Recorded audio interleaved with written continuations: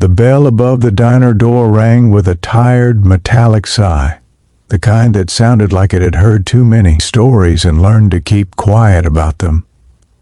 On that gray Tuesday morning, no one noticed the man who paused just inside the doorway, scanning the room like he was measuring something invisible.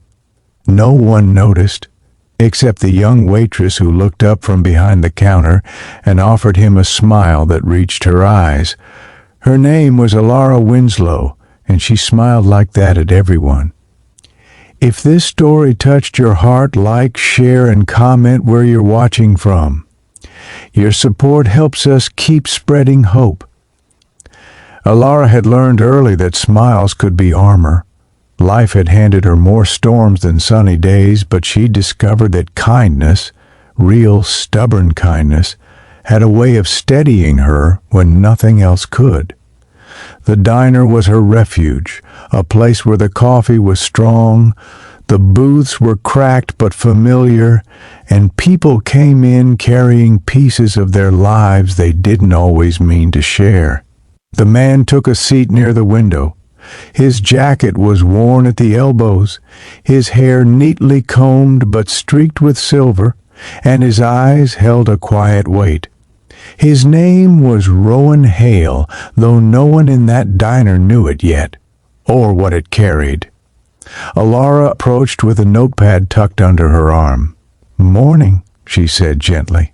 "Coffee to start?" Rowan looked up, surprised by the warmth in her voice. "Yes, please. Black."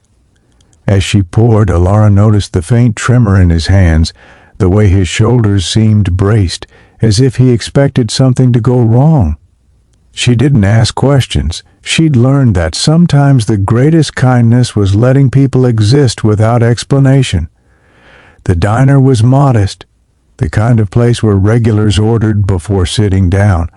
Alara moved easily between tables, refilling mugs, remembering who liked extra toast and who preferred lemon with their tea. She laughed softly with an elderly couple celebrating their anniversary and knelt beside a child who'd dropped his spoon, turning the moment into a game.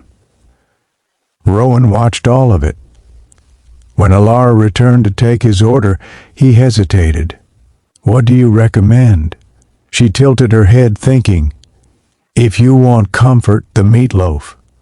If you want hope," she added with a playful shrug, "the blueberry pancakes. They taste like better days." Something flickered in Rowan's eyes. Pancakes, then. As the kitchen worked, Rowan sat quietly, observing the rhythm of the diner, the clatter of plates, the hum of conversation, the soft music playing from an old radio. He had chosen this place deliberately. For weeks, he'd been walking into restaurants, stores, and offices across the city, unnoticed by design. He wore ordinary clothes, paid in cash, and asked simple questions.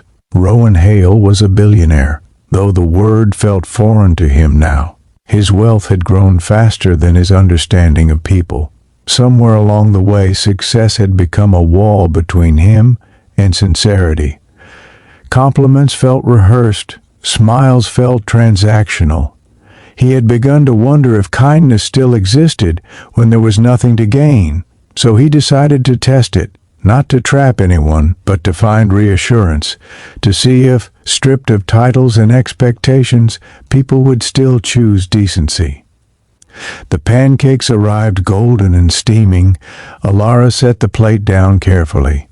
"Let me know if you need anything." Rowan took a bite and smiled despite himself. They did taste like better days. Halfway through his meal, the lunch rush surged in unexpectedly. Alara moved faster now, her calm tested by the crowd. Orders piled up, a coffee machine sputtered, and one of the cooks called out sick. Still, Alara never snapped.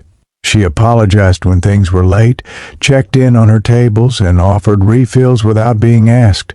At one point, Rowan noticed her pause by the counter, eyes closing for just a second as she took a breath. He recognized that look, the weight of responsibility pressing in. When she turned back, The smile returned, unbroken. A few minutes later, a man at another table complained loudly about his food, his voice sharp and impatient.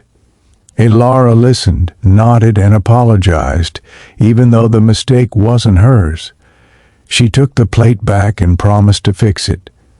When she returned, she added a slice of pie on the house, her voice sincere. The man softened. "Thanks," he muttered, embarrassed. Rowan felt something stir in his chest. He had spent years in boardrooms where apologies were rare and humility rarer. Watching Elara, he saw a strength that didn't announce itself. When it came time to pay, Rowan reached into his wallet and frowned. He had brought cash, but he'd miscounted. He was a few dollars short.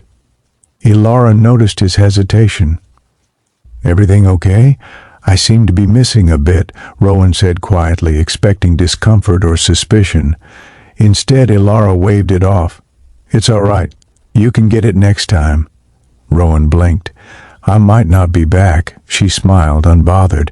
"Then I hope wherever you eat next treats you kindly."